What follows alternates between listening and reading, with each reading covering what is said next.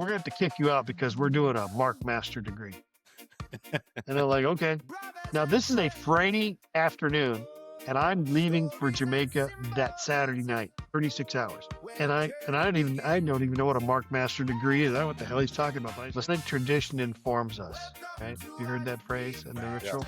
Yes, right? we have it in our You know what that means? You know what that means? It means we made this up.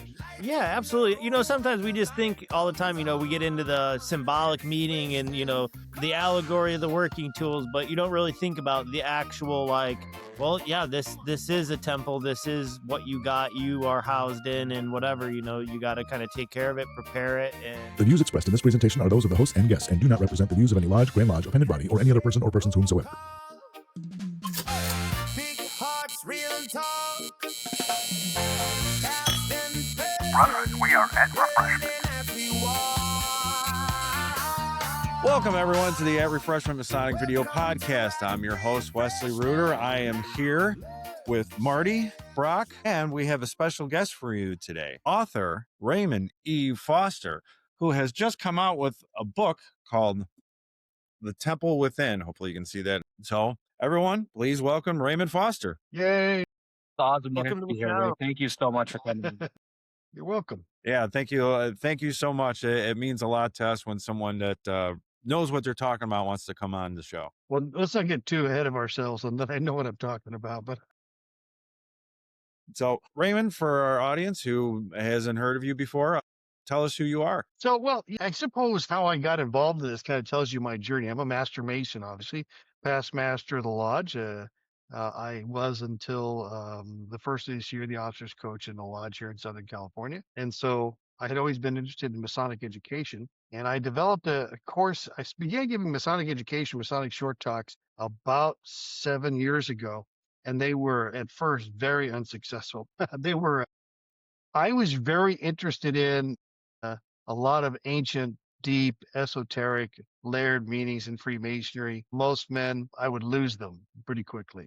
So I went back to the drawing board on that. And I said, a lot of our ritual is based upon the King James Bible. So what I'm going to do is I'm going to use that Christian heritage as a means to communicate with people. So I began to focus on the Bible stories and then to bring forward in the education. The education, I developed outlines became essays. Ultimately, essays would become the book that you had there in your hands. And that's how, I was at lodge yesterday. My home lodge is a lunar lodge. It's one of 2 lunar lodges in California. And our inspector was there. And he had a copy of the book. And he said, I'm going throughout the division. We are in districts. Districts are in divisions, and divisions are in regions. Regions report to the Grand Lodge. And I'm reading a chapter for Masonic education at every lodge I go to. And he's alternating that. And I was very pleased to hear that he had found the stuff interesting, too. So that's really how it started. That's how I got to here. Okay. Yeah. In your introduction, I was going to ask you how, for somebody that has an interest in esoterics or just any kind of Masonic education, and their lodge is not an education lodge, we'll just say they don't do much education, and they do it one time, how would you tell them to just keep going? How do you encourage them to keep going, to try something different to get the brothers' interest? Well, yeah, that's the difficult part, was getting the men interested. Ultimately, in my lodge in Southern California, there would be another nearby lodge that actually asked me to do a Thursday night, an 18-month deep dive on all 3 degrees. So another lodge would ask me to come speak. And, you're never a prophet in your own home. So if you meet resistance, that's part of it. They know you. And so you've got to overcome that. And I would say that I often get this question, though, how do I begin to get out of the deeper secrets out of the ritual? Well, the first thing is to know the ritual, right? And then that's probably the first thing. The second thing is, one of the things about the reason ritual is important is it uses one of the most powerful ways of knowing something. And that's not learning, that's knowing. And that's called participatory knowing. By using the ritual, we participate in it. It's like going to church and they have you stand, sit, kneel, pray, sing. They have you participate in the worship service, and that gives you a means emotionally to connect with God because you're participating in the service. We do the same thing with our ritual. So going to lodge and participating in the ritual is the first way that you're going to get the most out of it. Raymond, can And I ask then you a I think question? if you're going to, sure. So before we go farther, you said something interesting, and I really want to know what your take on it. Because there's two schools of thought. When you said to know the ritual or knowing the ritual, that's where all this starts. Do you consider knowing it, reading, and able to have a fundamental conversation about it, or performing it? And I know both is ideal, but which one of those do you more lean to as actually knowing the ritual? Okay, so even though I never actually went through the chairs. I just showed up on Monday nights and learned everything. And one day a guy dropped out and, well, okay, you're the junior warden. Okay, thank you. And so, but I'll tell you what this, I think that the officer's line is the weakest form of participation in Freemasonry. That's the least important thing that a lodge should focus on for participation in Freemasonry. And it turns out it's the thing we concentrate on the most, right? And that turns a lot of guys off. If I tell you, if you want to be an officer, that's every Monday night for 7 years to get to the master's chair. That's a huge commitment. All right. But that doesn't make you less of a guy or less of a Mason if you work in a different way. So to answer your question, Marty, it's twofold. I think if you memorize the ritual, you're going to be in a better position to see the connections between the ritual and when you're reading other stuff. In other words, if you have memorized the lecture of the first degree and you go read Plato's Republic, you're going to go, we stole this. We stole this from Plato. Well, where did he steal it from? And then it's going to make other connections for you. So I think that it's important that we at least are very conversant in it. But if you really want to get into it, I think you've got to memorize it so you can see. You got to be so familiar that when you see it written elsewhere, you know what you're looking at, if that makes sense. Maybe that's not exactly memorizing it, but yeah, you've got to be pretty conversant. If you got a little bit more than what do we call a working knowledge? Yeah. Yeah. I mean, well, and that's when I was master of the lodge, I had to do a 50-year pin and didn't have to. Was honored to do a 50-year pin. And the guy came to the lodge and I gave him the pin and then he stood there and we gave him time to speak. And he said, well, I want to, I got my third degree 50 years ago. And he goes, even though I've never been back to lodge since, it's made me a better man. And I thought to myself, well, okay, maybe if the guy went out and he took brotherly love, relief, and truth, and he lived by those three things and he measured himself, maybe he was a better guy. But you can't convince me that if you're not involved in your lodge, you're not going to get the most out of it. I agree with you. Yeah, I mean, you can definitely get something out of it, but yeah, you're not going to get the most out of it for sure. Well, I've had a Right. conversation. You're going to get something out of it. I had a conversation with a brother being secretary, and they just asked, why do we allow guys to join if they're just going to have their 3 degrees and then leave? I said, because we need those guys, and it's money, but they're no less of a brother than you. Just because you went through the line and you're a master, everybody has a different path. You need those guys, not just for money, but you need I them agree. because they're going to run into somebody and they're going to be so proud of being a master mason. They're going to tell somebody, and that somebody else is going to look for a lodge just because that guy is a master mason. But then some of those guys also come back to lodge, 20 years later, 10 years later, after their kids are out of the house or they've retired from their job or something, they move to a different town where they got a lodge a little closer to them. And, they drive by it a few times and decide it's time to come back. I will tell you that I agree with you, and life is very seasonal, right? And as a guy who works in a variety of volunteer organizations, I know the volunteers move in and out of seasons in their life. Sometimes it's family and there's not much time for something else. Sometimes it's your career, sometimes it's school, and then sometimes you move into it's summertime for the lodge and you're able to give 3-4 months of really intense activity. I think that's absolutely correct. On the other hand, also, I always say this because a man said to me, he guy's about 10 years old, but he says, you expect a lot out of volunteers. And I looked at him and I said, buddy, you're wrong. I'm a Rotarian. I'm in Rotary. But when I joined Rotary, I didn't kneel at an altar and take an obligation and swear. Okay. So that makes Freemasonry a little different. I mean, at least commitment wise, you at least gave lip service to, well, you are going to do certain things. And you ought to do those things. If that's what you commit means something to you.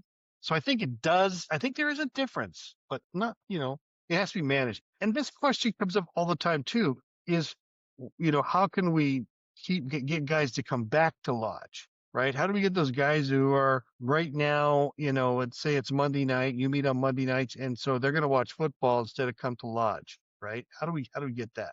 And I think we use the three pillars: wisdom, strength, and beauty. Wisdom, we fail, I think, as a fraternity. Each of us joined expecting a mystical experience. Most of us didn't get a mystical experience. We're still waiting, right? And so we fail in our Masonic education, in our education, the depth and the secrets and the value of our ritual. The second is strength. We need to find pathways for participation for men with all kinds of different talents, not just the officers' line. But there's also the Temple Association. There's also D. Malay and Job's Daughters. There's just work parties at there's just showing up. There's social events. These are all participation. We need to find multiple pathways for participation. That's our strength. And beauty is displaying the beauty of holiness or the beauty of Freemasonry outside of the lodge. In our community here, we undertook a project 10 years ago to change the perception that our lodge was not a center of our community, it's a center of the community. And so I literally had the mayor ask me the other day, and he's not a Mason. He says, "Hey, is the lodge available for this event?" So now it's seen as a community asset. Is the lodge available? It's not your lodge, it's not the lodge. It's ours, it's our communities. And so I think it's important that men see that. So that's my thing on getting guys back: wisdom, strength, and beauty. Use what we already have. Yeah.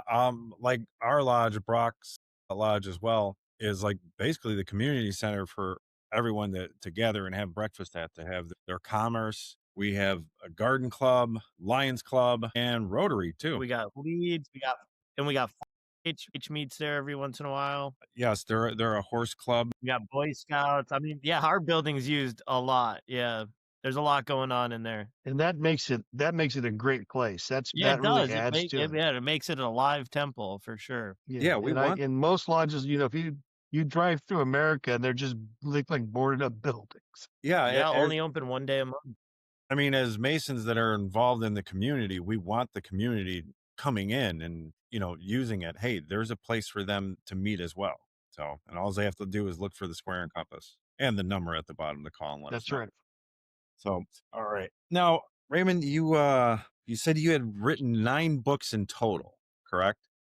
Yeah, that's true. Is this your only Masonic book? Yes, but I have I'm actually writing now. I call it the Carter Rituals. That's the working title. And it's a Masonic mysteries. And basically I want to drop the first adventure this guy's on. I'm writing this as we speak. It's called Murder in the Lodge. And it's the night before installation. And there's a murder at the rehearsal. And it's a locked door mystery because the room is a locked room. And Carter is retired. He's the installing officer and also retired homicide detective. And so this is what I wanted to learn to write. I wanted to learn to write fiction. I'm a pretty good academic writer, pretty good technical writer. So that's kind of what I'm working on. That's my current passion, is to communicate some Masonic values through fiction. That's cool. Yeah, very nice. That sounds interesting. That's beyond awesome, actually. Yeah, well, let's hope so. Yeah, I think that sounds like a hit to me. I mean, well, I wrote the first pass at it. There's 2 books that came out in the summer, and they both were long in production. But I wrote the first pass of this, and quite frankly, I had to put it away because it was just too dark. I really went in a dark turn as a human being, not in the murder aspect, but one of the things I did was character sketches, and so it really is and you guys are in a lodge. There's all these personalities, and there's personality conflicts, and there's all these things that are trying to be worked out. And so I built all these things around men that I had met and who all had some kind of little problem. And I put them all in a room with a dead body in my head, and it turned out to be a pretty dark experience. And so I'm in the process of kind of going, well, it looks more like a rant on everything I've seen wrong with Freemasonry. Let's back away from that for a minute, go back to being I didn't mean to murder the Tyler, but that's who ends up getting killed. So do you have a expectation when that's going to be out? I have no idea. The Temple Within, the research on that, it took years, but the writing only took probably 6 to 9 months. The Temple Within sat in my computer for 6 months. I didn't have a title for it. I just kept staring at it. And I was writing another book at the time, and that book was trash, and I had rewritten it 3 times. And the experience of writing The Temple Within actually helped me write the second, that other book. And so then after I'd finished that, I went back and I worked on coming up with a title, and that's the one I came up with. So yeah, how did you come across the title? Why'd you pick that whole concept, that whole allegory? Because there's a part in the first degree. This is the part I talk about in the book, the difficulty in talking in open source about the ritual without giving it away. So the things that don't talk about it, and here's what I decided: anything that a Masonic scholar had already talked about, I could talk about, right? Not some goofball on the internet who was, third generation Illuminati, sons of Lucifer, crazy person. Well, But a guy like my Mackey Facebook? who had, Yeah. exactly right. Well, that's the other thing about once you put up a Masonic page for a book. I got a Facebook page, The Temple Within. Oh my goodness, the nutcases that I attract to that thing, and the people who are apparently praying for me as I speak. Yeah. Yeah, it's all kinds of crazy. They come out, man. Okay, so there's a part in the first degree, it's right in the middle of the first degree, where everything's about the candidate, and then the master explains the purpose of the lesser lights. And when he says about the lesser lights, he says what they represent: the sun, the moon, and the master of the lodge. And then he walks away, and he tells you what they do, and he walks away from you. And I thought to myself, well, that's such a weird place in the degree, because all 3 degrees are about the brother, but at this one point he tells you what his job is, because he says, as master of the lodge, here's what I'm supposed to do. And you'll remember this part of the degree. Well, what he's saying is that you're the master of your lodge. You've been called upon in spirit to rule and guide that lodge you live in right now as a human being. And all of this is an allegory for the lodge you're building. And so the Temple Within then flowed out of me once I realized what I had been writing about. And so that's where it is, because that's what the whole point of the thing. The Masonry is essentially, it's a moral science, a character development science. That's Building what that it is. temple with what's that saying? There's building the temple without hands. Yeah, the one built without not built with human hands. Yes. Yeah. Yeah. I don't remember coming across the part about the snails though. Nails. Oh, that's more like for Brock. Because there is a okay. there is a Allegories? I don't want to say it's an allegory. There's a story that when the temple was built without hands, they had these snails that would Without drag the sound across. of iron tools. Right. So Yes. they couldn't use Yeah, iron without tools. the sun. So they use these particular snails to cut through the stone and lay the stones and everything. And I know Brock knows that, but when he looked at me like an idiot, I'm like, all right, that joke didn't go. No, but like the caterpillars, man. But it made me think of like E.T. They probably just put the candy on the dotted line, so the little snails just. I think when you look at it, the timbers were felled and prepared in the forest of Lebanon, right? That's what they tell us. That's biblical. And so when they certainly used axes, these probably brass axes, and fell those trees, and they shaped them there too. And they shaped them. And so when everything came to the temple, all the pieces were ready to be put together. And I think the message to us is that all of the pieces for ours to have the best version of this life we can have are already in place. They're already here. It's our job to put them together. And I think that's what I usually get out of that, because we say that a couple of times at different places in the ritual when we explain how the temple's put together. Mm-hmm. Okay. All right. I have a quick question. So what about the maintenance of your inner temple? Meditation, working out, all those kind of things, reading books, staying sharp. The maintenance of the temple, not even just constructing it, but once you've built it, what do you do with it? How do you maintain your temple? What's the philosophy behind, keeping the temple, and is the temple ever finished? Do you always build a temple, or is that, how So far? it's a 2-part question. And I think that they've given you a tool. They give you the 24-inch gauge to think about this. And if you think about the words they used, right? They use, part 4. You have to figure this out. Okay, what is your usual vocation? That's the word that's used, vocation. It's not what your job is that someone had said. What's your vocation? What talents were you given that you can be as a man and be the most profitable within society for you and your family? That's your vocation. And this says refreshment and repose.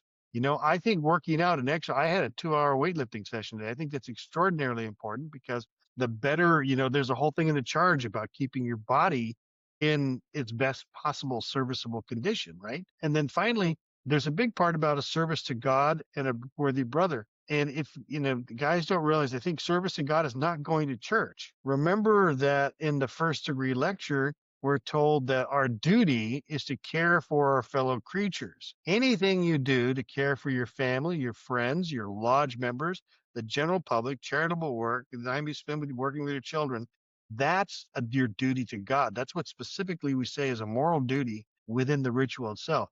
So I think if you take that, Brock, and you think about, sleep, working out, eating proper, those are all part of refreshment and repose, and you are charged to do that because you can, you can be as smart as you. Well, when I finished lifting today, I was talking to my wife. I said, one of the things we don't talk about, especially with weightlifting, is you do produce lactate. And if lactate combines with hydrogen, you get lactic acid. But lactate on its own, when it's flushed through your system, your brain and certain of your organs love lactate as an energy source. And that's why after you work out, you feel mentally really charged up. It's because you're just giving your brain a meal when you were working out your body. And so I think that, I think that it is important that we keep ourselves in our best physical conditions. Does that answer your question? Yeah, absolutely. Sometimes we just think all the time, we get into the symbolic meaning and, the allegory of the working tools, but you don't really think about the actual, like, well, yeah, this is a temple. This is what you are housed in and whatever, you got to kind of take care of it, prepare it. And, almost like, back in the day, the ceremonial magician, they would do they would feast and then they would take so much time where they would sit in a cave and not see any light for 48 hours, or they do this or have that, or, fast from eating some kind of certain food for so long. Because it builds up the energy in the body, it changes the temperature. It's an interesting concept, when we use the allegory and then think about actually applying it.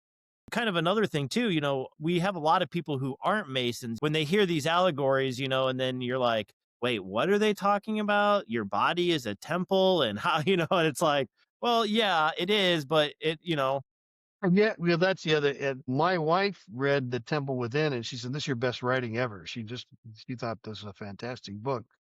And then she was watching a movie, and she came out. She goes, I was having a minor dispute with another Mason over something, and she goes, I just watched this movie. And this guy's talking about exactly what you talk about in The Temple Within. These other knotheads, they don't get it." And that's pretty much true. The things that we talk about, Brock, and we've ritualized and we try to impart to each other, we got to realize that we call it sacred knowledge and ancient knowledge, but it's been around a long time and it's used in different ways by different people. One of the most popular podcasts for me on is witches. Been on 4 witches, 1 folklore, 2 pagans. They love to have me on because I talk about magic, and I'll show you magic, and I'll show you how magic works and why ritual works. We call it ritual, they call it incantations.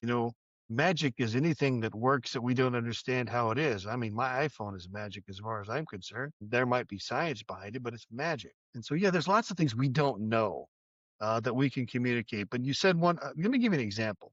They tell you the compass is to circumscribe your desires, keep your passions in due bounds. Well, all right, that makes sense, right? Don't get loud. But you can't, if you think about you're angry, right? Or think about being angry. You can't squeeze that down because if you do, it becomes focused. You can dissipate it, but if you squeeze it down, it becomes focused. If you use a compass as a mental exercise to circumscribe your desires, you become laser focused in on what you want to do. Now think about the things in your life that you would like to improve.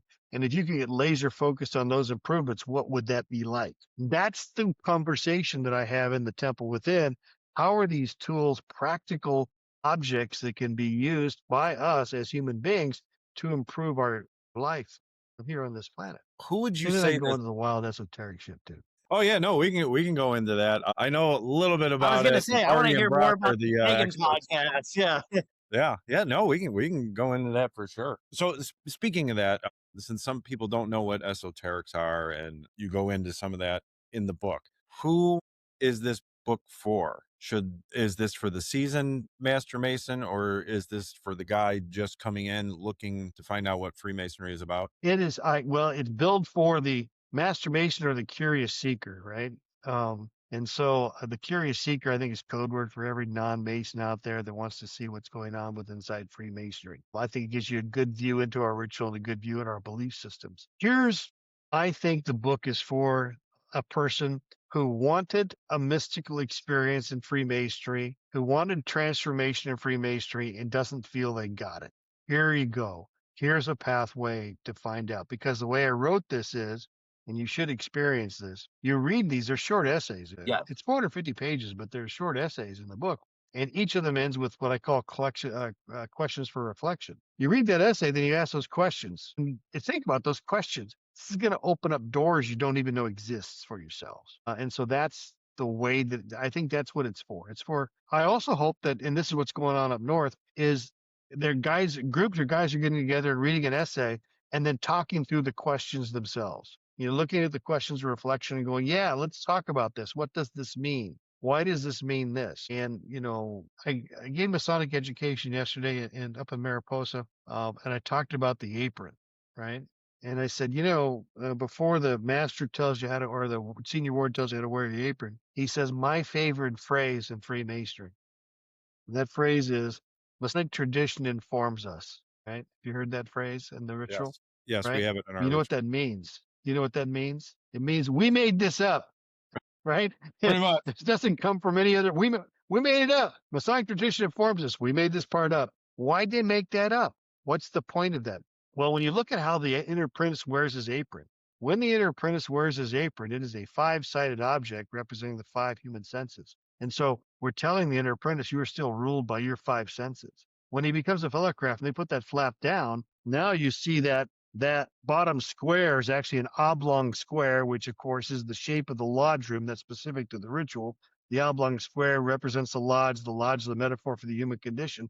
So that originally the triangle was looking up because you're, as an inner apprentice, you're looking up for guidance. Now we folded the triangle down into the square, saying that you should have inculcated the knowledge given to you by the divine into your own lodge. And so now that's representing you are now a master. And so that's the transition. That's just in looking at the apron. You're bringing the And 3 now- to the 4. Yeah. Well, you think about it. Now you have all, what numbers do you actually have there though, Brock? You have 3, 5, and 7, right? Because you've got the four corners, the 4 sides of a triangle, the 3 sides of a triangle, 4 sides of a square, that is 7. Then you've got the 3 sides of a triangle. And then if you put the triangle up, you got a 5-sided object, which gives you a pentagram, or 3, 5, 7. Where do you see that? You see that throughout the ritual, 3, 5, 7, 3, 5, 7, 3, 5, 7. And that tells us something. Why are those important numbers? And that's actually a chapter in the book. I asked that question. Why is the number 3 so important? I go into that. Why is secrecy so important? I asked that question. And I'll give you some answers to it in the book. Why should we keep this secret? What's important about that? And so those are the kinds of questions I asked in the book. And I started to file the temple within too. Hey, there you go. Well, I have, if you look at my website there, I have a link to my blog, which is Adventures in the, what's it called? Adventures in the Winter of Life, because I'm kind of in the winter time here. You guys are still in the summer. I'm pretty far.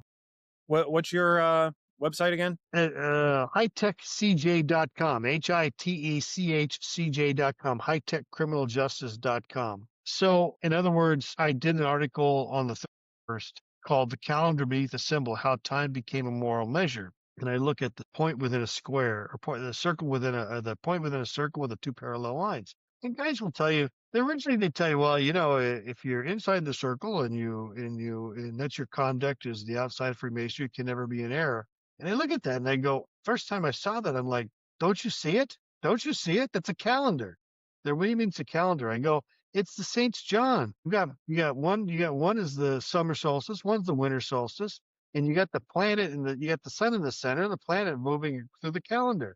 A druid would recognize that. And so I wrote an article saying, hey, before we attach ethical meanings, these things were telling us, symbols were telling us when to plant, when to wait, when to stop, when to go. And so that's the kind of thing that then we can sit and talk about the point within a circle now for a long time and get something out of it. Oh yeah, shout out brother Todd, man. That's his big esoteric topic out there. Shout out to you, dude, with the obelisk and the dish. Well, do you know, now think about this. I don't know your ritual that well, but during the first degree, we actually make that symbol. Think about all the men lining up and how they line up, where your altar is, what the candidate has done with circumambulation, right? We make that symbol. It's that important that we actually physically do it during the ritual, and we don't know. I just told you that, and you're like, oh yeah, well, most guys, they look around there, they didn't know we were doing that. Yeah, well, hey, a lot of people don't realize the circumambulation in the lodge and what that is and what the purpose of that is in ritual. That brings a lot and it charges up a lot. Yeah, shoot. Yeah. Well, if you start, first off, you're seeing a zodiac day. You're seeing a solar day, or you can see a zodiac year. There's some great research in the 1920s and 30s on the zodiac. As an example, each of the stations are identified for part of the zodiac. And part of in astrology, which is the forerunner of astronomy. And I'll give you an example in the zodiac configuration of a lodge. The senior deacon is Mars, the planet Mars. Well, I'm sorry, the planet Mercury. Mercury is the messenger. Wow, that's exactly what the senior deacon does. He's the messenger. He conducts people. Mercury is also the conductor of the dead across the river. There's all these things that fall back on these ancient initiation rites that we have that are kind of compressed into what we do. Also, just to give you how I look at this, don't think I try to trace the history of architecture. Spend a lot of time looking at the history of architecture because you can trace stonemasons all the way back to the Roman collegia and beyond. And you can see that at the same time Rome is founding up, the first temple is still in existence. And the Phoenicians, which are the guys in the city of Tyre, they're all over the Mediterranean, sailing around, trading and doing all kinds of construction. We know this goes on. That's the history of it. Mhm. So we know that these collegia all the way through the medieval guilds into the modern age, the stonemasons have been around forever. And this is a huge tree with a deep, deep, deep root, right? But I don't believe that stone collegia guilds had any special esoteric knowledge. But what I do think is that if you start to pick the ritual apart, you'll see that the knowledge that's in our ritual is actually vines. It's Stoicism and it's Aristotle, it's Plato, it's Hindi, it's there's the Vana postures are in this. There's Christianity, and it all and it says vines have grown up the trunk of the tree, and they're one of those vines that's all in the tree, so you can't tell the difference anymore. But if you pull a vine and you keep pulling it and you keep pulling it, you get down to its roots and you go, oh, that's Aristotle. That's who most plainly. We have a thing about fortitude, and there's a phrase that describes fortitude in the ritual. That's Aristotle's description of the golden mean. It's also really close to what Buddha says about the middle way and the path. And if you look at that, you go, okay, so this is just ancient wisdom that we're teasing out of our own ritual. Yeah, I mean, and there's a lot of different stuff. You can see that throughout a lot of the different mystery schools. You'll see a current or a tradition that somebody's carried throughout and through, where you can really see a full lineage or, like you're saying, you can see that vine, where it hit here, where it sprouted here, who took it this way, this guy took it this way. And it's really cool to kind of trace those back and see where some of those traditions come from. And you'd be surprised, like you're just saying, you find a tradition in there and you're like, wow, they do this in a Taoist tradition too, or they have this in China, in Japan. Sure, these are such deep human experiences that they've been memorialized in many, many different ways. In fact, when you read the chapter on secrecy there, one of the reasons that we keep this secret, that we give it mouth to ear, why this is important, is so it can't be destroyed again, because it's been destroyed every time they burn a library down. They burned the library in Alexandria down twice. The Nazis burned up all the books they could find. During the purges, the Catholics burned the Lutheran books. The Lutherans burned the Catholics and Protestants. They all burned everything. We do it in our own country every once in a while. We'll ban or we'll burn books because we're crazy people that way. We don't need to But burn we're them trying to keep anymore. these All we do traditions. is edit them. We just edit our books now. It's the same thing as burning them. We're burning the old That's to right. They make do. way for the new, and we do it in a second Yeah. with Wikipedia, everything. It's still happening today. Yes. Sorry, but That's No, that's absolutely correct. One of the things I have is an extensive library of books. Right. You know, as long as we keep in our heads, keep talking about it, we should be all right. Yeah. yeah.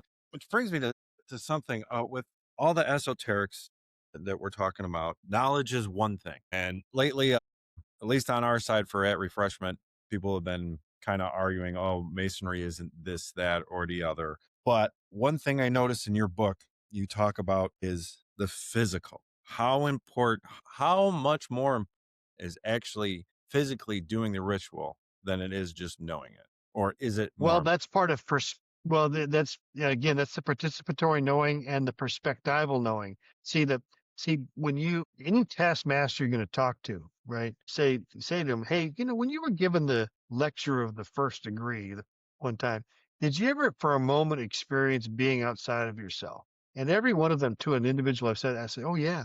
For just a moment, you feel like you've stepped outside of yourself and you can see yourself because you've entered, they call it the flow state or a transformational state, right? And so by learning to do that, you're learning to set yourself into the flow state. And if you can get into I get in the flow state now at work, when I work here at my desk. Once you're in that flow state, man, everything is flowing through you and out. That's a transcendental state.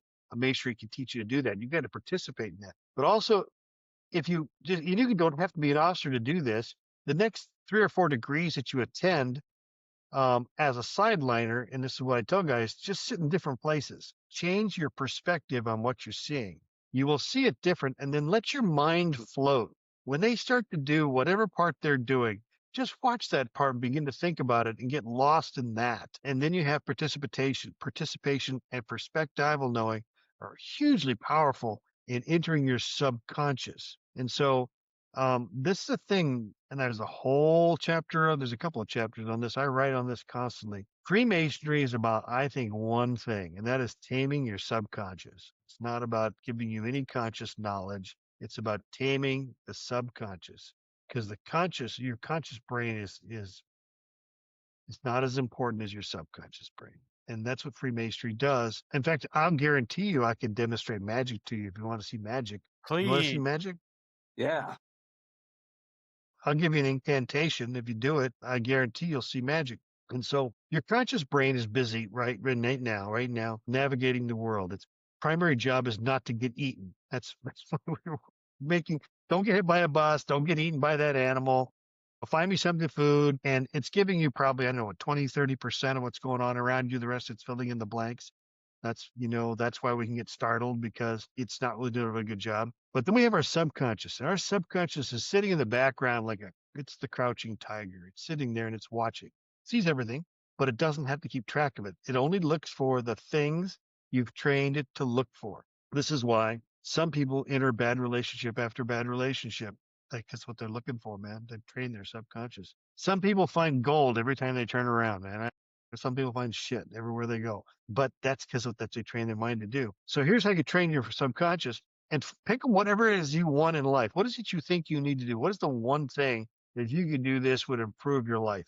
And if you do this thing, you do it 3 times, something will happen that will forward you toward that goal, and it'll be like magic. And all it is not manifestation. It's not the secret. It's the fact that your conscious mind is so busy, it didn't see the opportunity right in front of you. But you can train your subconscious, and this is the first lesson we teach a candidate. He's not even inside the room yet. And we teach this to the candidate. And we go over this, and then we do this over and over and over again in each one of our degrees with increasing, and we increase, we do this. And that is teaching ask, seek, knock. These dependent clauses. Ask, nobody that I know of thinks before they speak. I've never heard anybody say, I wish I had said that before I thought it. Nobody says that. We think, we speak. Speech comes first. The logos, the speaking into creation. It's a big deal with us. We speak. So you speak. And then we think about what we saw and then thought, and then we take action. Ask, seek, knock. It is not independent clauses, dependent clauses. Ask, seek, knock. Every time the guy goes around the room, knock, knock, knock. Why are you here? Ask, seek, knock. Ask, seek, knock. We do it over and over and over again. Because if you verbalize what you want, doesn't matter what it is. And then you think about it and you take some small action. I even can this way tell you to write down your goals, because then you said them, you thought about them, and you took an action writing them down. That's all you did. And then you do that a third time. Say something about, it doesn't matter. I want to get a better grade. I want to get a better job. It doesn't matter. The more specific, the better off you are. And then you think about it, and then you take a small action. Maybe it's, it could be anything. You do that 3 times in a 24-hour period, and your subconscious will see your gut. You'll call it your gut instinct. You'll call it the hair of your back neck. My wife calls it her spidey sense. You'll see an opportunity intuitively. And that's one of the most powerful things we teach in Freemasonry that we do not use. And I hope you try it. Yeah, shoot, absolutely. Speak what you want into existence. Hey, man, you got to do it or you're not going to get anything. Man. But remember, that's a dependent clause, not an independent clause, right? So just asking for it's bullshit. That's not going to happen, right? You got to take Just the looking action. for it. That's right. You have to speak, you have to ask, and you have to knock. You have to take an action and rinse and repeat.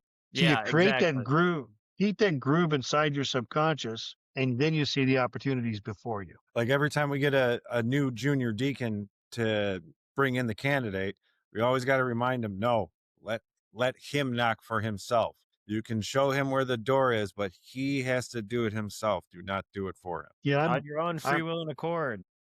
Yeah, I'm real big on this. I hate this. We have this in California now. We have a prospect manager. I hate the word prospect. Prospect me. Yeah, every lodge designates a man. And so what happens is, let's say, Joe Schmo makes an inquiry through the Grand Lodge website. They direct him to us. And now we reach out and say, yeah, we're down the block from you. Come visit us. Now somebody has to, they actually enter them into a database and they manage them as a prospect. I think that's awful, but I see why we're doing that. I think that men come to Freemasonry because they've met another man. Then they want to be that guy. So why'd you go? Somebody in Freemasonry that you met before impressed you enough. You want to be part of that. There was something about that you want to be part of. Yeah, I just had to meet the first guy that was an actual Mason who wasn't an actual weirdo. That's right. You know what, Raymond? Well, I met somebody, I'm like, oh, you're a Mason and you're a regular dude? Okay, yeah, I'll check out your lodge. Yeah, sure. Yeah. Yeah, I got to admit that sometimes we don't guard the West Gate. Yeah. We just don't, man. And I know, we don't guard the West Gate as well as we should. In fact, there's another chapter in that. In fact, there's 3 or 4 essays on that in the beginning of that, because that's a whole section guarding the West Gate. Before the West Gate, I think is the section. I love that you tied the West Gate. One of the things I did was I did a conversation. What would Mark Twain, what would his humorous advice be to a candidate, right? So I tried to write as Mark Twain. What would 5 of the 11 presidents who were Masons say? If they were talking about why they became Freemasons. Why is it important to guard the West Gate? I think that's very important, who we let in. Yeah, absolutely. Yeah, I yeah, because completely agree. we've diluted this thing. Well, people look back at these crazy numbers of back in the day and just think that, we need these crazy numbers or we need to have more members. But at the end of the day, the people who are running it, we'll still be the people running it, no matter if there's 100 people or 400 people. I mean, you'll get your dedicated guys who will, be dedicated, whether, you just find those guys come out of the woodwork and, they take positions of leadership and, they inspire the guys around them and get the lodge motivated to do stuff or, shoot your club, your right, whatever it is. So I don't know what the application process is over in California, but there's very few questions on the petition here in Illinois. And the 2 main ones, have you committed a felony and do you believe in a higher power? I was at a grotto meeting in Chicago, and the guys were asking about somebody's religion because they found out that he was a Satan worshiper. But as they put it, one of the good ones, not a crazy one. But anyways, they're like, well, how did he get so far? I'm like, what do you mean? All it says is, do you believe in a higher power? And where does the conversation go from there? Nowhere. We just say, Okay, can you lay your hands on a holy Bible, sacred law? Sure, no problem. The conversation ends, and we don't know much more about them other than that. Well, in California, we have it's a pretty, first off, you have to have two guys recommend you on that application. And then once it comes into lodge, it's read, and then it's sent to an investigative committee. The investigative committee sends 3 men out independently, and they're supposed to, and this is where it falls down, is the men don't go out there and do a good job. In fact, I do an entire, probably a 2-hour lesson on doing an investigation, because you can't ask a guy a question like, how does your value system mirror Freemasonry, right? It's like, he doesn't know that's a stupid question. But you can ask a guy, what have you done in your life that's contributed to the community? Well, where do you go to church? You're not in the lodge. I can ask you that. Where do you go to church? What do you believe? Because it's actually 2-part in Freemasonry. If you look at the ancient landmarks, it's a belief in a supreme being and a belief in an afterlife. So that means they're actually, and we fudge this on guys we let in, because there are certain religions, if you really drill down to it, I'm not certain that there's an afterlife involved in that, depending on what your take on that religion is. I've been in a lodge when a Sikh was being made a Mason. About 6 months ago, a Jew, a Muslim, and a Christian walk into a Mexican food restaurant. That was me and 2 other brothers. One's a Muslim, one's a Jew, and I'm a Christian, and we had lunch together. And so the religious aspect, I think we do have to have conversations with people, though. I mean, we had a guy come in, and he worshipped the ancient Norse gods. Mhm. It depends. It would depend. It would depend for me. I'd have to talk to the guy. It would depend. Mhm. But in California, 14 religions are recognized. Norse gods is one of them.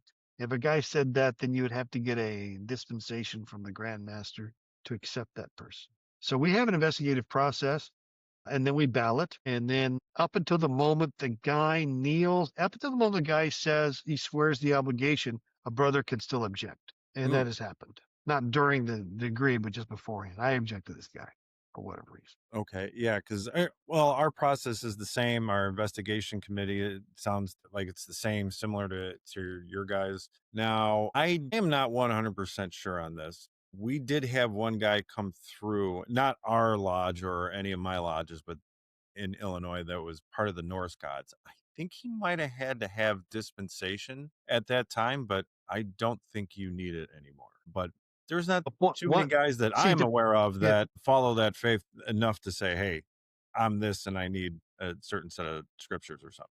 I personally just haven't seen it. My lodge had one Norse guy. I think that if a guy came in with a religion that we're not very familiar, and the Grand Master made a Grand Master's decision, and then depending on how your Grand Lodge operates, if at the next annual communication that decision was upheld or was put in the body for a vote of 50% to uphold that Grand Master's decision, then that religion is now part of your constitution. I don't know how your constitution is written, but I think that's what would happen with ours. I'd have to check it out, but I know there's some.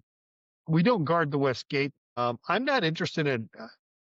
We don't need to advertise. I think we need to live good lives, and men will come to us.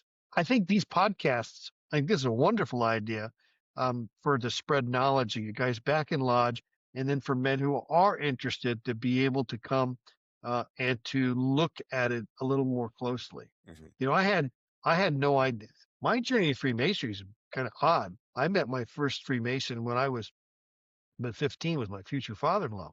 And I thought, and he introduced me, the first book he introduced me to was Dianetics by L. Ron Hubbard. And I was I was at 15 in the early 70s. And I still remember the commercial in the 80s. Yeah, and by the time we get to, by the time I'm 17, I'm reading Carlos Castaneda's, he's a UCLA ethnographic researcher who's writing books on shamans in northern Mexico, right? And so I thought that Masons were guys who sat around and were plumbing the depths of great philosophies. Some are. And I really, yeah. Most of them are living in their own tree houses. These are clubhouses. So Got to start somewhere. That's right. I go years, decades, because he dies pretty early. I go decades waiting to be selected for somebody to tap me on the shoulder and go, hey, why don't you come be a Mason? And one day my father got ill and then go take care of him. And I moved up north, moved into his house, and my aunt came over. She was the worthy matron of Eastern Star. My uncle was a Mason, and my cousins. My Aunt Dottie, she said, well, would you like to be a Mason? Well, the boys can't ask you, but I can. I said, man, I've been waiting for somebody to ask me. She says, no problem. And my uncle said, well, I understand. Yeah. Next thing I know, I'm in the process. My neighbor across the street of 30 years, police lieutenant like I am. Our families are so close. A couple of summers ago, I'm in his kitchen doing dishes with his wife. And she says to me, Brian's waiting for you to ask him to be a Mason. Well, hey, Brian, we don't ask. You got to ask us. I want to be a Mason. He was coming in the West Gate 3 months later, and his son followed him a couple of months after that. So I think if we live a life that people, I always say young men will ask me, how should I live my life? Live your life like you want to be the guy everybody else wants to be. If you live like that, if you live like the guy everyone else is going to want to be, then men are going to want to follow you into Freemasonry, and that will strengthen the fraternity. And that was part of the purpose of the book, was to express those thoughts. So, okay, you joined when you were a police officer? No, I had retired by then. So I've only been a Mason 19 and a half years, 20, it'll be 20 years next month. Okay. Did you know anybody when you were a police officer at any time? Did you know anybody in the fraternity of police order that was a Freemason? Well, I didn't. What I didn't know was the men who I interact with. One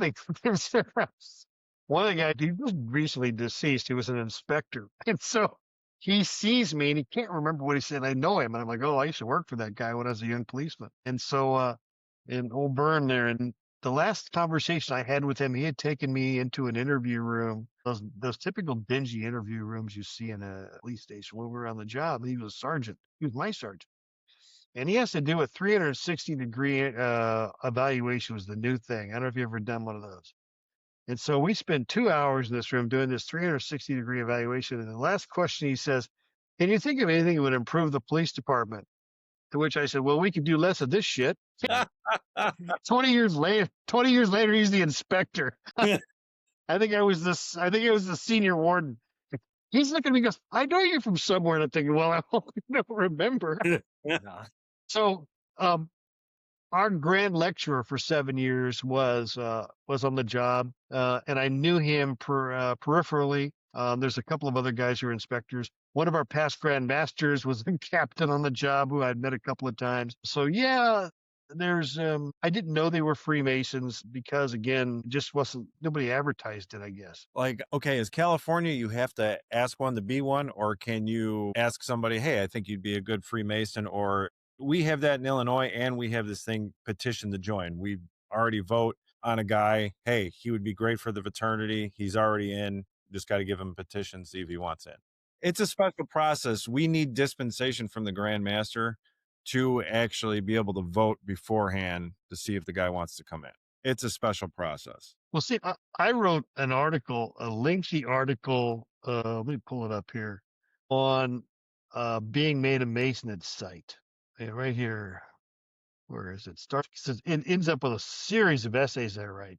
Okay, so I'm wondering history, 1948, 49, Douglas MacArthur, 1950, I guess, Douglas MacArthur and Harry Truman, both Masons, right? And they are in this major confrontation over the Korean War. And that really Truman solidifies at that point the Truman Doctrine.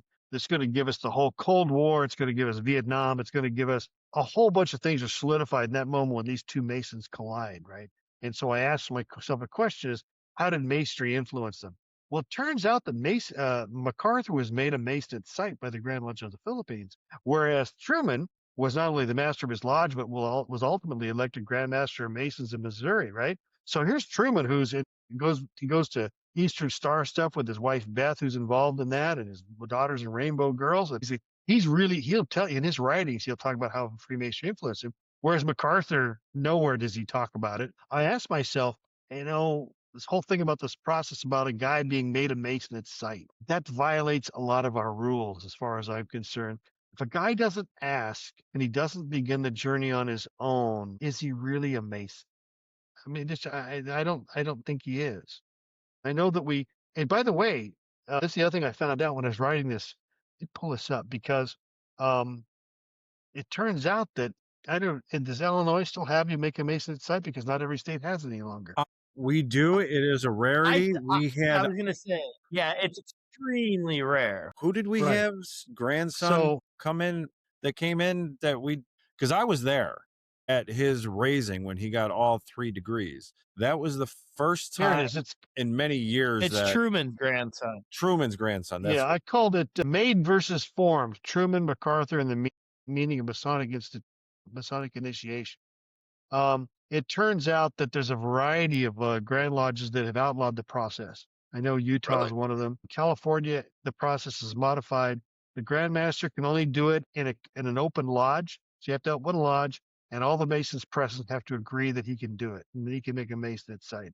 And we've done it once here. I saw it done. It was a man who's man was in his 80s. His brother was like 85, and he was in a wheelchair, and he just wanted his brother to be a Mason alongside him or something like that. And so they made him a Mason site. And that's probably like 1% of the story. But see, then I ask these other questions. Okay, so once he's made a Mason site, can he get into the Masonic home now? I mean, is he eligible for that? Is he eligible for relief? Is he eligible? Does he have to pay dues? How does this work when you're, and I'm that guy that asks questions that everybody just frowns like, oh, why is he here again? No. We should ask these questions, and we should challenge ourselves and ask if are things right? Does this meet the right criteria? Are we doing the right thing? Yeah. There's nothing wrong with checking ourselves and making sure we're doing the right thing. Now, here's another interesting fact that I found in Freemasonry. Have you ever seen that photograph when Truman wins in 1948 that says Dewey is made president? Right? Dewey. The newspapers call for Dewey, but it's actually Truman. It says Dewey wins or something. Well, it turns out in that presidential race, the Republican and Democratic presidential candidate and the Republican and the Democratic presidential candidate were all Master Masons. So all 4 candidates in 1948 were Masons. Get this. Truman, who was running for president, was past Grand Master Missouri. A guy named Earl Warren, who was running as the vice presidential candidate for the Republican, was a past Grand Master of California. So not only did you have 4 Masons running against each other, you had 2 Grand Masters running against each other in 1948. And so I call that that's the high watermark of American Freemasonry participation in American political system. After that, there's not much more of that. You guys who are Masons in high office, you just don't hear about today. What do we got? Brad Paisley, I think, is the most famous. Yeah, Shaq, Brad Paisley. Well, I don't know. I know over in England, and I know it because somebody left a message on At Refreshment about not having political alignments with Freemasons, and we shouldn't be discussing things in closed doors. And just like, this is Facebook. Nothing's being discussed in closed doors and stuff. Because I guess over there, you have to disclose if you're a Freemason or not, if you're in some sort of government or communal position or something like that. I don't know for sure, but And again, on December 30th, I wrote an essay. It's called From Registers to Declarations, Moral Panic, Institutional Memory, and the Return of Masonic Disclosure in UK Policing. And so it's you're absolutely right. They have returned, it's this policy they had about 20 years ago that they've returned to. And what I do is it's a really good article because I really basically call all these non-Mason people jerks because they're trying to say that, well, we screwed up all these investigations. We had all this bad stuff happen, and we want to be transparent. So, okay, well, these guys aren't transparent. So they don't handle any of their own problems. They just pick on they're looking for easy fruit. And so, you're absolutely right. There are people who, that's the thing about religion. Are we a religion? I speak before community groups every time I speak before a Rotary Club, and I have this own conversation with my wife, my granddaughters. Well, women can't be a Mason. There's all kinds of issues we have within the fraternity that I think we just confront them head on and talk about why we don't do that. okay, we shouldn't hide why we do this. I don't think there's anything wrong with guys just meeting together. Chances are, when the women hear what we're talking about, like, I'm not wasting my time doing this. I mean, that's the honest truth. That, like Marty said, I know you probably haven't heard Marty say this, the least Masonic thing we do is a stated meeting. And I'd have to agree. It's business as usual. You listen to the readings, listen to the reading of the minutes of the previous meeting. Yeah. Well, thank you. Yeah. And what we have our statements. We've read the minutes from our lodge from 100 years ago. And you know what's changed? Just the penmanship.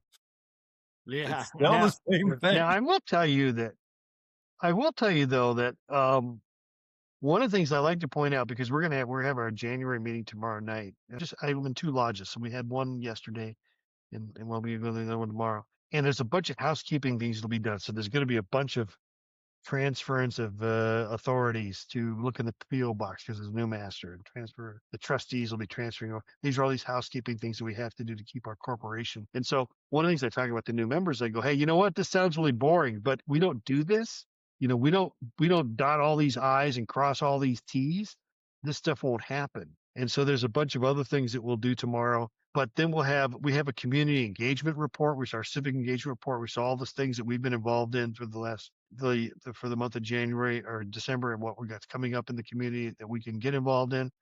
We will have the DBLA report. We'll have the Hall Association. All these reports are important to keep us engaged. And so, yeah, the meeting's going to go long tomorrow night because we're going to authorize the master to be able to go to the PO box. I'm going to go to the what's the boxes the banks have? You can't get shit in them. I don't know, the box. The lockbox. Yeah, something, whatever it's called. I went actually, and when my year's master, they gave me the key to the box. I'm going to go to the bank and see what's in there, right? So I went to the bank, and I went to the bank in 2015. They took me in the back, and they brought the box out to me, and left me in the room, and I opened the box up. There was the warranty for the pool table they purchased in 1930. Jeez. And a bunch of like documents were in there, and I inventoried them, and I reported back at the next stated meeting. I had inventoried these, and I'd laugh. And I told everybody what was in there. And guys thought that was really fascinating because nobody ever asked the question, well, what the hell's in a box we're paying this fee for? And somebody went and looked and told us what's in there, and they go, oh, okay, that's good. That's what we needed. It was kind of funny to know. So we do lots of stuff, but it's important because it's what keeps us organizationally running well. Right. Absolutely. One of my first meetings after being raised was a bylaws change meeting. And I was like, man, holy smokes, this is going to be, and it was a lively meeting, and there's about 40 guys coming to state their opinions on these bylaws. And I'm like, holy smokes, I'm seeing the whole Greek system laid out right here in front of me, man. You're It's talking about really cool to 17? see. Yeah. Sometimes I'll get a call from a guy who I've been around long enough now. The guys that I initiated are becoming masters and past masters and inspectors. And I get a call from a guy who's a master of another lodge, and he goes, our attendance is really down. He goes, how do I get attendance back up? And I go, well, propose raising the dues. He goes, why? And I go, because you have to publish that in the cable tow that you're going to discuss it at such and such meeting. And on that meeting, have a great steak dinner. Okay. Yeah. So then you get all these guys are going to come in, and you give them a great meal, and maybe have a speaker come in and have a real dynamite meeting. And then they're going to go up, and they're all going to, be all aggressive about the, changing the dues and this and that. It's, just works, but you get them all there, and you get them all talking. And you know what? A couple of them are going to go, hey, you know what? Next Monday night I'm going to eat. That was a pretty good meal. So I think that's something we ought to do. Absolutely, do something controversial but coloring within the lines, because that will get guys back in lodge. Right. Hey, that's a good take. I like it. Yeah. You need a good I like hooking that. thumbnail for everyone to come on out. What? They're going to do Yeah. what? Yeah. That's right. Definitely. I know we're kind of going a little long here, but I did want to ask you, I seen that you did some time with DMLA. Would you like to kind of tell us a little bit about your time with DMLA? Well, it's not like I went to prison or anything. No, I know, but Well, it could be. because we don't have a DMLA at our lodge or anything, so like our closest one is like, we have one at the Valley, and we have one like Batavia. We've got a few around the Chicago suburbs, but Chicagoland, but might be the closest conclave. Villa Park. Yeah, I So know. There's a few. I was a Boy Scout, right? I was a Life Scout. I was a few merit badges away from Eagle, and went to become an explorer. And I didn't get my Eagle Scout for the reason most Eagle Scouts don't get theirs, because I discovered cars and girls. And scouting took a back seat to everything real quickly. Yeah. So let's see, I'm going to go back to, my grandsons. One of my daughters moved back in with me. She brought my two grandsons. Now, my oldest grandson is 27. My oldest son is 50. So The 27-year-old and his brother is 24 now. They had moved back here, and so they had just started a DMLA chapter, the George Washington chapter of DMLA. So I took the boys and I introduced it to because they were brand new from moving from New Hampshire, and they decided they wanted to become DMLA. So I decided I would become an advisor because I wanted to walk along with them. About 6 months into becoming an advisor, there was a scandal, and everybody was somehow related to the center of the scandal except me because I was new. So I became chair of the advisory board and have been such ever since. And DMLA is in many ways much like scouting. If you have a good DMLA chapter, what happens is the boys run and decide what they're going to do. And so you'll see a bunch of young men in their late teens, early teens, late teens. You'll get 12-year-olds in there with 19, 20-year-olds, and they'll have a meeting where they're going to decide how to raise and spend money. And it's very cool. It teaches them a lot. DMLA can be very valuable for a lot of men. Interesting thing about DMLA, a lot of young men will become members of DMLA. You age out of it at 21. You become what they call senior DMLA. I never was a DMLA, although I have a Legion of Honor, which is the highest thing they can give you. They put me in that a couple of years ago. But these men will go and then they will become advisors and they will become chapter dads and they will stay in DMLA for their entire lives, but they never become Masons. And the DMLA is their thing. And other men, DMLA is not necessarily a feeder into Masonry, is what I'm saying. But it is an experience like scouting that's very positive for young men and families like Job's Daughters or Rainbow Girls also. And there is a chapter on DMLA in the book. Yes. Yeah, a lot of our young DMLA guys that I'm familiar with that have come up through like the Valley of Chicago or up through chapter and council and stuff like that, or even our grotto. I mean, most of those young guys who come through, I am just shocked how fast, how well they do when they get to the Crafton and Freemasonry. Like it's just they are 2 or 3 steps ahead of any candidate we get. It's just amazingly how proficient they are, how well mannered they are. They already know the methods, and they're always willing to volunteer. And not only that, I've seen them all take good positions within, not necessarily Grand Lodge, but within our jurisdiction or within our area. They're all doing big things now. It really shows you that, it preps them well and they're learning something. Well, I can't say enough about it. It was really positive on my grandsons. And one of them has gone on to become an entered apprentice Mason, and the other one has not expressed an interest in Masonry. But what's interesting is that he's the older one. And I said to him, your brother is going to become a Mason. He's asked me about it. I said, I want you to know that I can't ask you to become a Mason, but I'm always here to talk to you about it if you're interested. And so he never has approached me. But, guys take their different paths.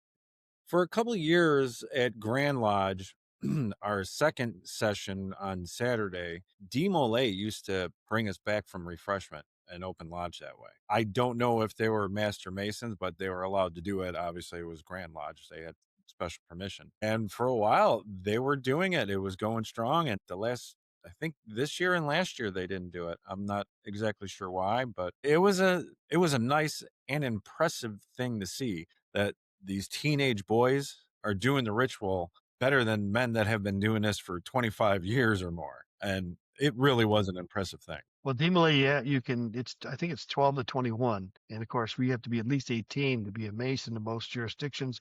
And if you really read the fine print, you have to be 25, and you can be under 25 if you're the son of a Mason. That's the UK. And there's some jurisdictions still like that.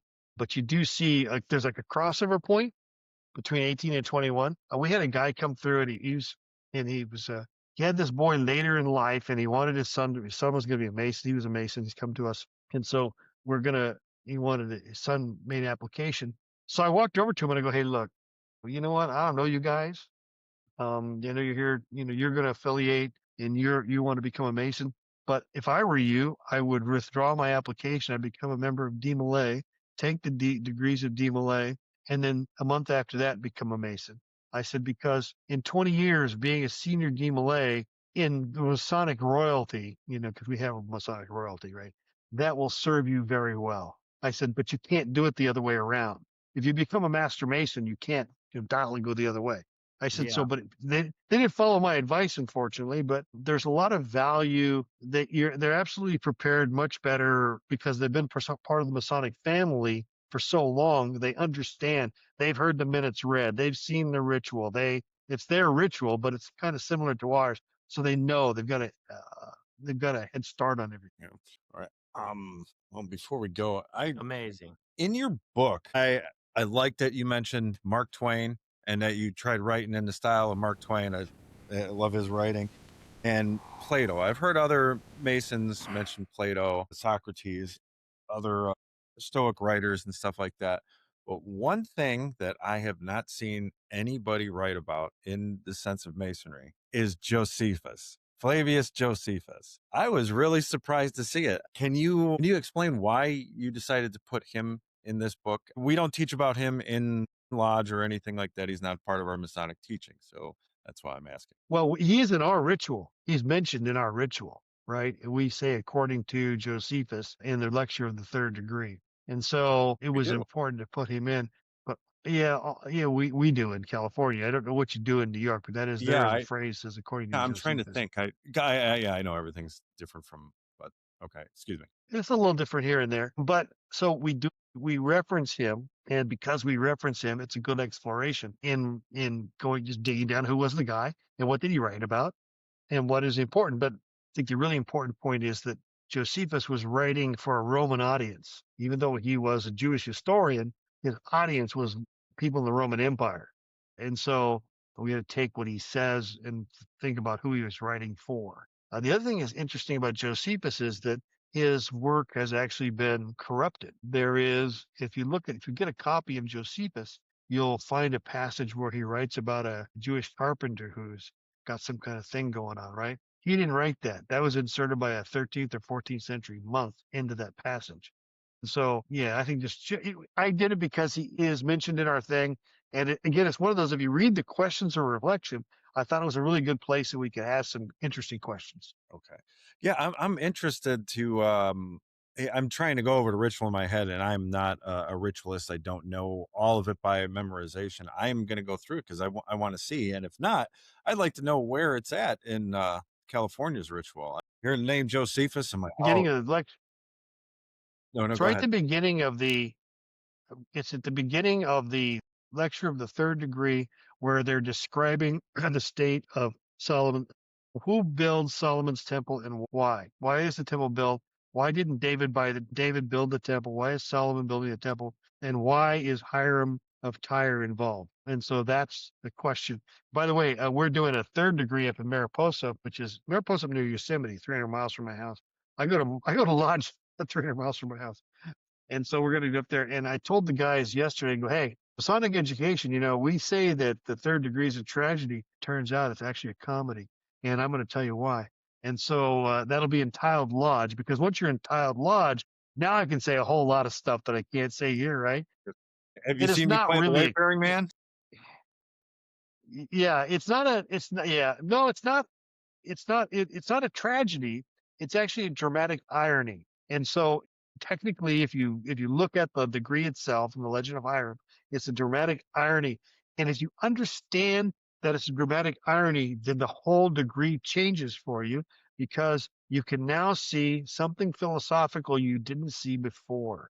You can now argue, because people will argue, well, that's a resurrection. It's not a resurrection. No resurrection going on. We're not doing any Christian. It's not going on. It's not happening. And so but something more Buddhist is happening. Buddha would go, yeah, that's cool. I like that. And if you just change tragedy to dramatic irony, but I use comedy because then I got 40 men going, what's going to happen? And so it'll be a good audience for me to speak before. No, I like that tragic comedy. So when we do it here, some guys are really serious about it, and other guys, just whatever. I assume that you have a Wayfaring Man character in the third degree in California. Okay, so Seafaring and wayfaring.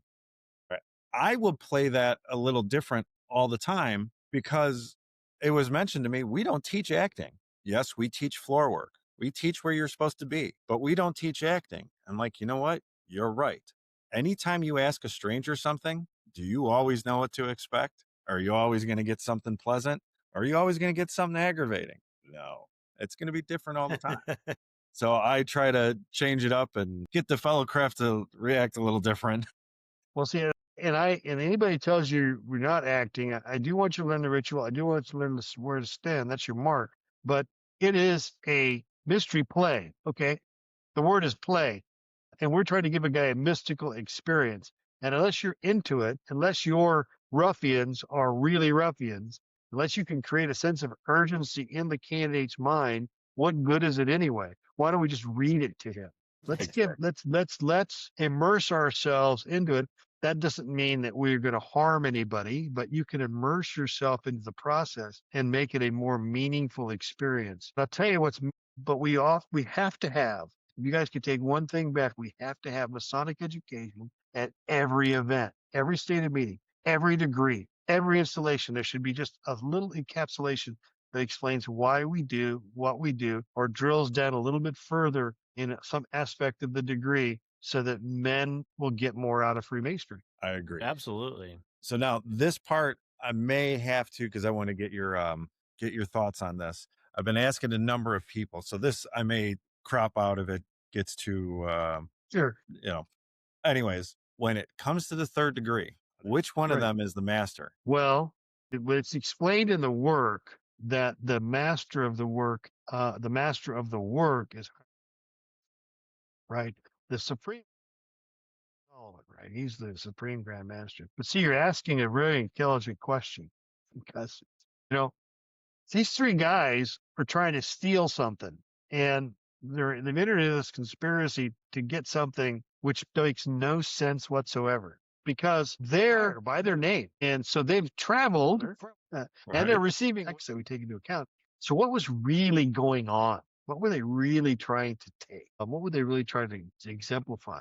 And I'm going to tell you something, the most powerful thing the next time you see a third degree, the very third ruffian, the most important thing is the ruffian is the mirror image, personality-wise. One is such a high character, he's not going to give up. The other one is such a high character, does, and they conflict. So it asks the question, how evil are you? And how, this is the question that avoids us becoming co-conspirators in Nazi Germany. How evil are we as average people? What are we capable of? What is the downside of our personality traits that we take, For me, I have personality traits which can be negative. They're positive. They can be used positively, but they're negative. So they're showing us these mirrored images of these two men, and confronting it. They're holding a mirror up to each other. And in that moment, something very bad happens. And I think it's those questions are what's going on in the degree. That's what we should be asking about. And then when we get to what goes on, and that's the question, each of those things you can ask, what's the lesson being learned here? Because all of it is a lesson. Especially if they say Masonic tradition informs us. That means they had to make something up to cover something else up. I mean, I know it's all allegory. And are you Yorkite? Are you in New York, right? I am New York, right? Yes. So obviously we learned this stuff later. Well, why is it now we can repeat it, the lost word, but we couldn't just repeat it when we lost? Because we still have, they should know it. Well, I think, and they should be able to put in a So here's the thing that we're not getting out of the understanding. When you truly discover the lost secret, when you discover it, you won't be able to explain it.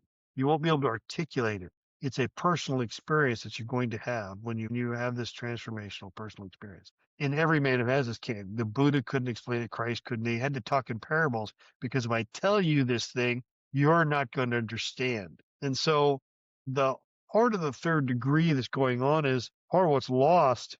What they're saying is you've got to discover this on your own. And I can't tell you what it is, because it can't be explained. It can only be discovered and experienced. Can't tell you. I was I like, can lead that you- reminds me, that goes back to what we were talking about the Masonic degrees. If you're going through the degrees and going through the ritual, that's kind of part of what makes you the Mason. That's part of the mystery. That's part of the knowledge that's gained, is through the pursuit, the thought, what you're thinking, how it makes you feel, how you feel after. Right. Exactly right. And I think that's part of the process that men never get to. They stop at some point. They're trying to find a word. And that's why I thought the whole Royal Arch degree, I thought that was, there's some stuff that goes on the Royal Arch later that's, I think, more important symbolically. I think it was a bridge to get us to a different place. And I think the whole thing about telling us what the word was, it's like, that's another one. They're trying to fool me again. Why are you fooling me? Why are you doing that? And I become, by the way, I become a York Rite Mason by accident. I have no intentions of becoming a York Rite Mason. I took a consulting job in Jamaica, and I lived there for about a year. And I would go there for 8 weeks and come home for 4 weeks. And so I was there, and there's 15 Masonic lodges, so I find the biggest one in downtown Kingston. Nice. And I go there, and I got my dues card. And they won't let me in. No, not without a letter from, you got to go. So I get a letter from the Grand Secretary of California to the Grand Lodge of Scotland, to the Grand Lodge of the West Indies, and I get a phone call from the Grand Master of the Grand Lodge of the West Indies. And he goes, I've checked your thing out, and as long as you're able to give us all the signs, you'll be able to come in. He said, but I'm going to tell you, we're going to have to kick you out because we're doing a Mark Master degree. And I'm like, okay. Now, this is a Friday afternoon, and I'm leaving for Jamaica that Saturday night, 36 hours. And I don't even know what a Mark Master degree is. I don't know what the hell he's talking about. But I say, okay. So I get on the internet, Royal Arch. So I call the Royal Arch. I get this guy, Carlos, the secretary. And he goes, well, we're doing those degrees tomorrow. He goes, if you bring $35 and wear a tuxedo, we'll give you those 5 degrees. I'll write a letter and you can stay in lodge. And I go, done deal. So I go out to Sunderland. I spend the whole day to get those 5 degrees. And I literally get and take it down to LA, take a cab to LAX, get on a plane and fly to Jamaica in a tuxedo, right? I land there, get the thing, and I end up sitting in a lodge in Jamaica and had a wonderful time with those men. But Amazing. that's how and I don't go back to York Rite for like 3, 4, 5 years. I'm stuck at the first 5 for a long time because it just wasn't, it wasn't important to me. Ultimately, somebody talked to me about becoming a Rosicrucian, and that interested me. And so you have to have to go through all of the York Rite to participate in that. And I did. So I do. In fact, I just got my dues notice from them. You have to write 3 checks for that. That's crazy talk. Oh yeah, for York Rite? Yeah. Yeah, exactly. I'm like, you crazy. Every year I got to write 3 checks. I'm like, all right, never mind. All right, I'll do it. Yep. So, yeah, that's how I become a York Rite Mason. They don't have electronic pay by you? No, for the Grand Lodge I do, but not York Rite. No, York Rite is, what's so interesting about the York Rite here in Los Angeles? I'm a member of LA Commandery number 9. And so I'm that guy. I'll go through your library. So I go through the book I signed. I go through the book that I signed. I found Cecil B. DeMille's. You know who that is? The famous director from, Yes. all the, he was a member, and I see his signature. Yeah. I find John Burbank, the guy who founded the city of Burbank. I find all these luminaries who were in LA Commandery number 9. And I got into it by accident, but it turns out that that's of all the commanderies in California, that's like that's the highfalutin first class. We're better than everybody else. I go, okay, whatever. I didn't know that when I joined up. So I'm also a trial master here in California. I do Masonic trials for unmasonic conduct. Wow, So that's another. interesting. We'll have to have you back on for that. Shoot. Actually, right now I'm representing a guy who's being accused of misconduct. And our trial is in a few weeks. He's innocent, factually innocent. We're gonna work hard to prove that. So, but yeah, Hey, doing the good work. Yeah, shoot. Yeah. Yeah, it happens. I mean, you hear about it. I've heard rumors about guys actually hiring real lawyers to fight cases. So, yeah, no. Personally, The other guy, the accuser in this case has a lawyer, and I have done as trial master. There have been lawyers involved on both sides. When I was in California, the Masonic trials are set up very much like a court martial, and you're set up as the trial master is more like a judge advocate general's position. And so that would be the accuser. So it's a really interesting part of jurisprudence here in California. So DMLA, and someday I've been thinking about getting more involved in New York Rite. I do think that's interesting. I am not a member of the Scottish Rite. No? Although now you can join the shrine without being in the Scottish Rite. Correct. Yeah. I Yeah, just think that's crazy talk. I was Yeah, gonna it say, have you used to- ever been to the Esotericon in Pasadena? I know they do a really nice Esotericon, a Masonicon there in Pasadena. It's on my bucket list to go. I've never been there. Now I have been to several Star Trek conventions, if that helps. Hey, that's cool too. Yeah, shoot. Yeah. All right. Well, I know it's getting late for us over here. We got any final questions, guys? Yeah. You know what? Brock, do you have anything real quick? No, I got nothing. Thank you so much, man. I love just talking to you, listen to how your mind works, how you pull the threads, man, and just be like, why are we doing that? And then just break it all down. And, every line in our ritual, you could do that with every single line about and take it back to who said that, why they said it, and did a Mason say that in time immemorial? Well, I tell you what, Brock, break down the words. Let me give you an example of doing that. With the word obligation, it comes from the word obligato, which is Latin, and it means the thing that ties or binds. So the obligation in Latin is the thing, like it would be the handcuffs, the things that ties or binds you to something. It's the rope that ties or binds you. Now think of how we use the word obligation and what its deep Latin meaning is, and it makes more sense, doesn't it? Right? He's now bound to the fraternity by a stronger tie. Wow. That's our words. That's the words we use to describe the thing that we've done. And it's because when they put the ritual together, they were pretty careful with the words they selected. Yes. So I like to drill down. I'll drill down on the words. I drill down on the Hey, words. I like it. And sometimes I'll find things, and sometimes I think I'm making them up, but what the heck? Yeah, Yeah, right. no, they really did one heck of a job putting the ritual together, because no other degree in Freemasonry is like the first 3 degrees. There's just something special about the wording and how it's put together. York Rite and Scottish Rite, they're eloquent, they're great, but I don't see as many guys wanting to tear through the deeper meaning of York Rite and Scottish Rite as they do the first 3 degrees. We give some of the first 3 degrees of Masonry. Now, the ancient landmarks say that the 3rd degree must be the Legend of Hiram. That's what the ancient landmarks. But did you know the 3rd degree before was something different? It used to be, there was a Tower of Babel degree. There was also a degree. The vestiges in the Fellowcraft lecture, there are vestiges of an ancient degree that had Enoch involved in burying columns. So it relates to something that the Royal Arch alludes to, but it's also in the Fellowcraft. And that's because the 3rd degree used to be something completely different than what it is, the Legend of Hiram.